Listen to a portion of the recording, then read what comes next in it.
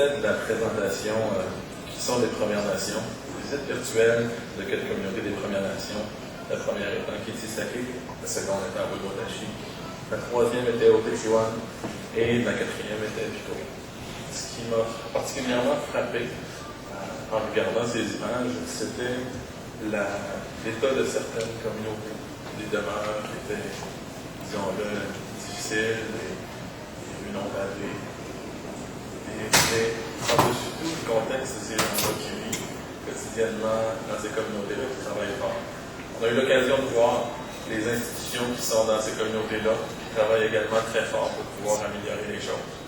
Mais la chose qui m'a le plus frappé, c'était les enfants. J'ai eu l'occasion personnellement, je devrais dire la grande chance de pouvoir voyager dans ma vie et de voir des enfants d'un peu partout dans le monde. Les enfants des Premières Nations, j'aime bien les regarder dans les yeux et leur dire: je joins mes efforts à toutes les institutions autochtones, conseil en éducation, la Commission de la santé et des services sociaux des Premières Nations du Québec et du Labrador, également l'Assemblée des Premières Nations du Québec et du Labrador, et leur dire dans les yeux: on travaille fort pour que les choses s'améliorent.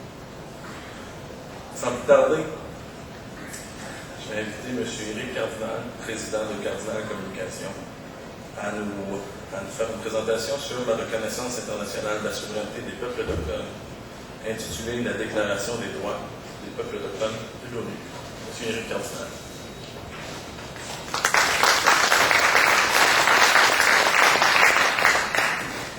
Merci. Alors, bonjour tout le monde. Ça me fait extrêmement plaisir d'être ici ce matin avec vous pour vous parler de la Déclaration sur les droits des peuples autochtones.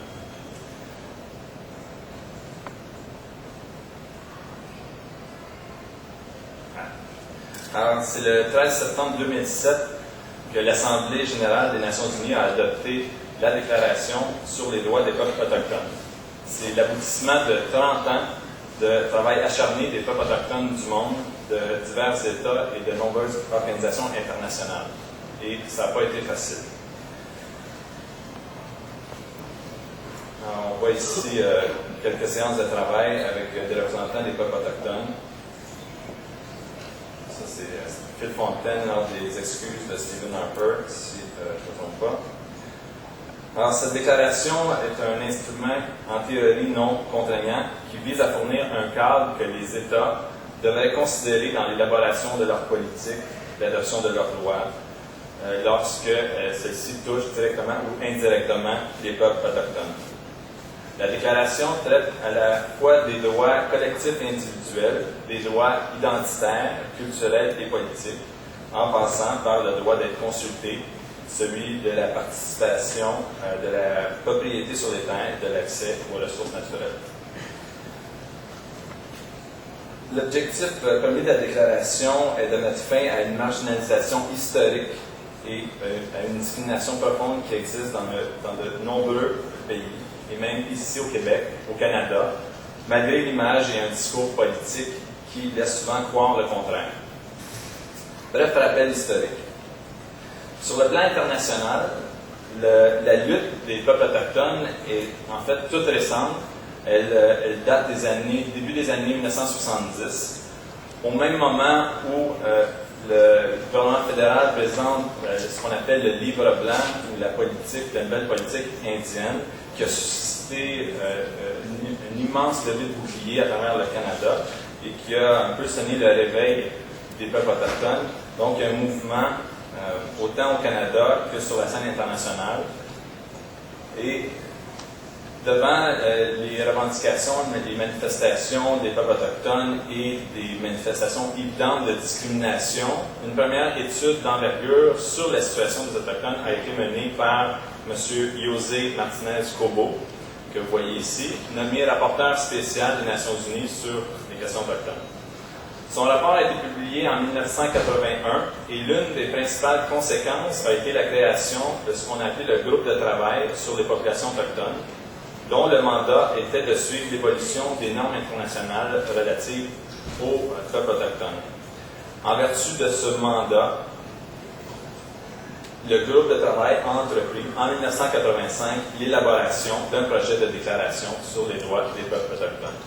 Alors, vous voyez ici Kenneth Lear, un Mohawk de Kanawake, qui a travaillé depuis très longtemps à la rédaction et à la négociation, je devrais plutôt dire, pour le projet de déclaration. Après plusieurs années de travail et de négociation, une version finale, en guillemets, a été présentée en juillet 1993. À partir de ce moment, on parlait du projet de déclaration sur les droits des peuples autochtones. Le texte est resté inchangé très longtemps, mais tous les articles ont été scrupuleusement analysés et ont fait l'objet de débats acharnés entre les peuples autochtones et les États. Si bien que plusieurs libellés, dont celui portant sur le droit à l'autodétermination des peuples autochtones et celui concernant les dispositions relatives au temps et au territoire, ont fait l'objet de litiges qui ont eu pour conséquence de retarder l'adoption de la déclaration. Parmi les réfractaires, le Canada, l'Australie et les États-Unis ont proposé, dès 2003, des modifications importantes qui ont été mal accueillies par plusieurs États et évidemment bon nombre de représentants autochtones. Derrière le discours officiel de ces États, on voyait bien l'objectif de faire échouer les efforts de négociation. Le 29 juin 2006, finalement, le Conseil des droits de l'homme a adopté le projet de déclaration. 30 pays votant en faveur, alors que 2 seulement s'y sont opposés, le Canada et la Russie.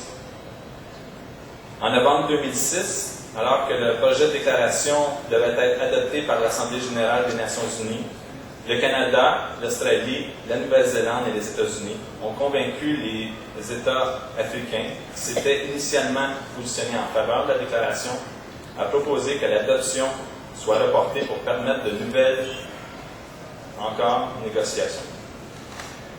Ce qu'ils souhaitaient, c'était la suppression du droit à l'autodétermination, de façon bien précise, ainsi que la possibilité pour chaque État de déterminer qui sont les groupes autochtones. Après une année d'échanges et, je dois le dire, de grandes inquiétudes chez les peuples autochtones, finalement, on a apporté quelques modifications au projet qui est, malgré tout, demeuré pour l'essentiel le même.